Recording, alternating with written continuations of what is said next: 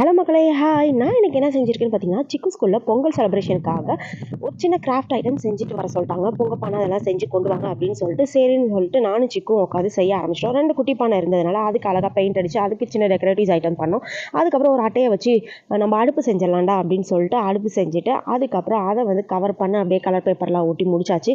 So ஒரு board ready பண்ணி அதில் எல்லாத்தையும் இதையெல்லாம் ஃபிக்ஸ் பண்ணிவிட்டு, கரும்புக்கு என்னடா பண்ணுறதுன்னு யோசிச்சு பார்த்தா ஞாபகம் இருந்துச்சு. கட்டப்பை குச்சி இருந்துச்சு. ஸோ கட்டப்பை குச்சி 2ஆக உடச்சி அதில் கரும்பு செஞ்சிடலான்னு சொல்லி கரும்பு கலருக்கே ஒட்டிட்டு அதுக்கப்புறம் லீஃபை செஞ்சு ரெடி பண்ணியாச்சு. கரும்பு ஸ்டிக்கு ஒரு வழியாக ரெடி ஆச்சு. ஸோ இப்போ நம்மள்ட்ட வந்து பேஸ் ரெடி ஆயிடுச்சு, கரும்பு ரெடி ஆச்சு, பொங்கல் பானை ரெடி ஆச்சு. ஆனால் பொங்கல் பானையில் பொங்கல் இல்லையே அப்படின்னு சொல்லிட்டு காட்டன் எடுத்து பிச்சு அப்படியே பொங்க பானை மேலே வச்சு ஒன்று வந்து சக்கரை பொங்கலுக்கு வந்து ஜின்னாவை தூவி விட்டு இன்னொன்று வெண்பொங்கல் செஞ்சுட்டு அதுக்கப்புறம் ஃப்ளோரிங்க்கு வந்து கொஞ்சம் ஃபெஃபிகாலை போட்டு நிறைய கார்டன்லேருந்து மண்ணெல்லாம் எடுத்துகிட்டு வந்து தூவி விட்டாச்சு.